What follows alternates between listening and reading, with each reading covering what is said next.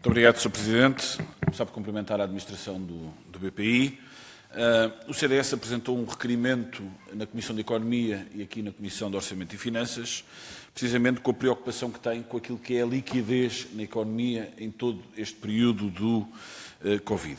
Chegam-nos vários relatos, várias informações de empresários e empresas que já solicitaram, no âmbito destas linhas de crédito, de apoio do Covid, há cerca de um mês, hoje ainda não têm resposta e, portanto, é essa preocupação que nós temos, é que, em tempo, naquilo que são as empresas que permitem ser o motor da economia nacional, que possam ter essa ajuda e essas linhas de crédito. E, portanto, a primeira pergunta é se estas linhas de crédito, que têm uma garantia do Estado no valor de 6.200 milhões de euros, são suficientes para estimular a economia.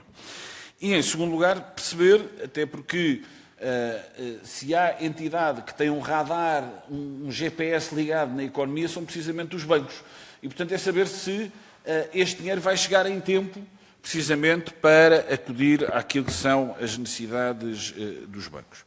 Por outro lado, saber também se o spread que vai ser aplicado, no caso do BPI, se será o tal spread mínimo a aplicar nestas linhas de crédito às famílias e às empresas e se, para além desse spread, poderá haver ou não lugar a algum tipo de comissões ou penalizações.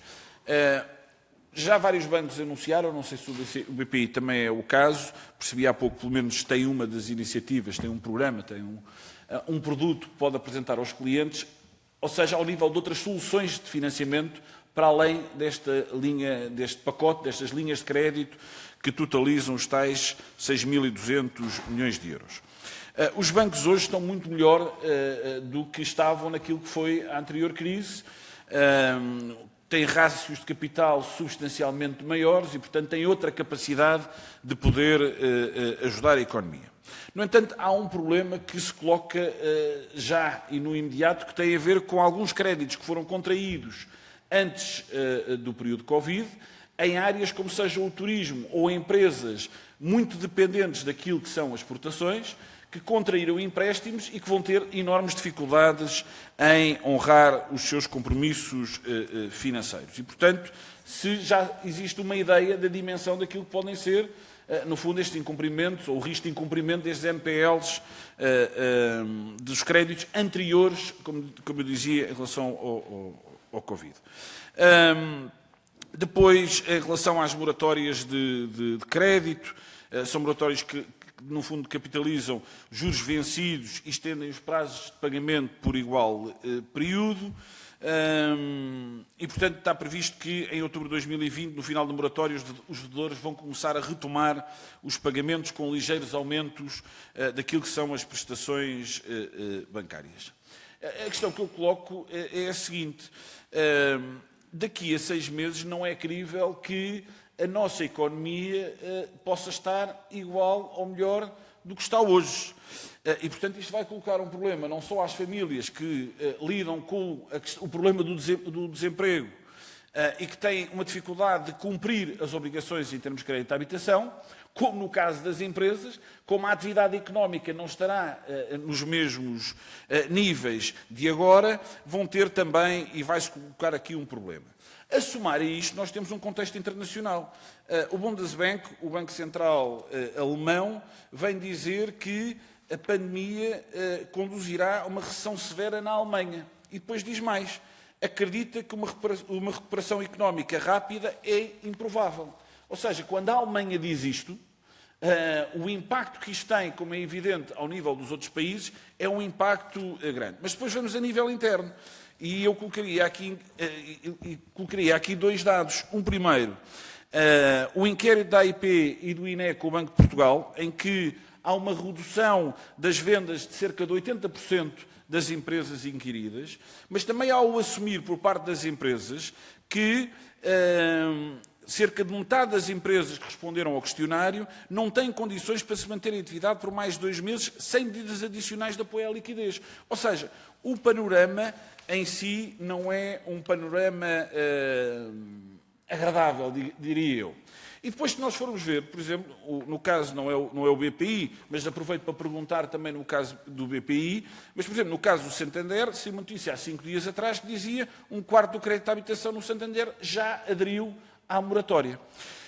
E, portanto, queria pedir um esclarecimento, porque há bocado na audição com o Governo não ficou claro. Eu pedi só alguma tolerância, Sr. Presidente.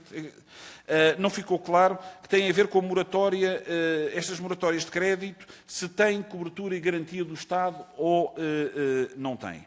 Eu chamaria a atenção que, e queria sublinhar, o papel e o empenho que a banca teve em também se adaptar a estas exigências, dando resposta àquilo que é pedido aos bancos, que é canalizarem dinheiro rápido à própria economia e a capacidade interna que tiveram de o fazer. Agora, há uma crítica comum nos empresários que é o tempo que leva os empréstimos, o tempo normal. Os bancos estão neste momento a demorar muito menos tempo e eu gostaria de perceber de onde é que vem esse ganho de tempo. Porque, no passado, os bancos foram muito criticados por terem andado, no fundo, a distribuir crédito a mais, sem avaliar verdadeiramente o risco dos créditos concedidos. E é bom ter consciência que a permissividade nos créditos pode ter um grande problema no futuro, afetando o rácio de capital nos bancos. E, portanto, Sr. Presidente, agradecendo-lhe a sua tolerância, passaria já só para a questão final. E a questão final é esta. As garantias públicas não são um custo hoje, porque elas não só não afetam o déficit, como também não afetam a dívida pública. Mas podem ser um problema amanhã. E podem ser um problema amanhã quando, em outubro, os incumprimentos das prestações bancárias começarem a disparar e os bancos vão ter que começar a executar as garantias do próprio Estado. E, portanto, isto pode-nos criar aqui um enorme problema, não só ao Estado, como aos bancos e, necessariamente, como é evidente, à economia. Agradeço-lhe imenso a sua tolerância, Sr. Presidente, e agradeço desde já as respostas que forem dadas. Muito obrigado. Muito obrigado, Sr. Deputado. A palavra ao Dr. Pedro Barreto. Portanto, eu, em relação ao tema de se as linhas são suficientes, eu penso que volto a responder. Portanto, neste momento, nós não temos, eu penso que ainda é cedo para dizer se as linhas são suficientes ou insuficientes. E o que eu disse foi que tenho notado do lado do Governo uma grande abertura para que, se não forem suficientes, aumentarem provavelmente este montante disponível. Porque é importante também ter presente que, a somar às linhas, temos que somar precisamente o tema da moratória, não é? Porque a moratória também é um tema que gera liquidez para as empresas. O spread, portanto, o que existe nas linhas são spreads máximos, portanto, que relembro que são de 1% a 1,5% em função do prazo, e, portanto, o que já referi em relação a esta matéria é que a concorrência faz com que, geralmente, eu diria sempre, os spreads médios contratados são inferiores à média. As comissões são cobradas, portanto, as comissões que os bancos podem cobrar é uma comissão que é cerca de metade das comissões que geralmente cobram nestas operações, 0,25, e depois há as comissões que têm que ser pagas à Sociedade de Garantia Mútua, que variam também em função do prazo e em função do tipo de cliente, mas que nos primeiros anos são mais baixas, para as empresas são 0,3%, e depois vão aumentando à medida que o prazo vai aumentando, mas quando o prazo estiver mais à frente também, o montante em dívida é inferior, mas isso são garantias que são pagas às garantias mútuas, não aos bancos. Portanto, das medidas para o tema da liquidez e de fazer chegar mais depressa o dinheiro às empresas, nós disponibilizámos a solução que falei há um bocado, os adiantamentos parciais. Eu concordo que a recuperação vai ser lenta e, portanto, que é possível que a própria moratória de 6 meses não seja suficiente, mas acho que a recuperação também vai se variar de setor para setor e, portanto, eu entendo que quem tem que decidir prefira não tomar já uma decisão em relação ao tema de eventual extensão do prazo da moratória. A moratória que está em vigor neste momento não tem garantia do Estado. O banco, neste momento, é verdade que ganhou, que se tornou muito mais rápido e, portanto, todos nós assistimos que esta crise o que trouxe foi uma enorme digitalização de processos, uma enorme agilização de processos e, portanto, no caso do BPI, só para falar em alguns casos, nós simplificámos os processos de adesão aos canais remotos e aos meios de pagamento, lançámos o processo simplificado de pedido das moratórias, como já disse há um bocado, no BPI Net para particulares, no BPI Net empresas para empresas, digitalizámos todos os processos internos de aprovação, de aceitação e de assinatura alargámos a aceitação da documentação em formato digital e alargámos o universo das transações disponíveis nos canais digitais através de uma funcionalidade que o BPI tem, que se chama Contacto com o Gestor. E, portanto, de facto, houve um enorme esforço de várias áreas do banco durante várias semanas, dia e noite, para tentar conseguir que o banco fosse mais rápido ainda a servir os seus clientes. E, portanto, eu, na pergunta final, é evidente que uma crise desta natureza provavelmente vai levar a um aumento do crédito vencido na economia. E, portanto, isso parece-me que é inevitável, infelizmente. Eu gostava só de acrescentar só um pequeno comentário, que é o seguinte. Nós estamos a viver todos, e isto passou-se também ao nível do problema sanitário, mas estamos a viver uma situação completamente nova e que é de difícil projeção de até onde é que ela poderá ir. Há vários estudos, há várias análises, umas dizem que é em U, outras dizem que é em V, outras dizem que é um U muito largo. E independentemente de nós tentarmos fazer futurologia ou não fazer futurologia, eu acho que aqui o importante é perceber que, de facto, aquilo que está a passar vai ter consequências muito complicadas para a economia e para todos os seus agentes. E no meio desses agentes estão os bancos, também como um dos agentes principais nesta onda que nós vamos ter que enfrentar. E eu penso que não podemos, ou não devemos, ou não seria desejável que colocássemos em cima dos bancos todo o peso relativamente à resolução de todas as situações que vêm pela frente, porque vai ser impossível. E por isso, tal e qual como no tema da saúde, foi necessário pessoas com ideologias e com formas de pensar diferentes se juntassem para, em conjunto, conseguíssemos atingir objetivos comuns. Eu penso que aqui é exatamente a mesma coisa.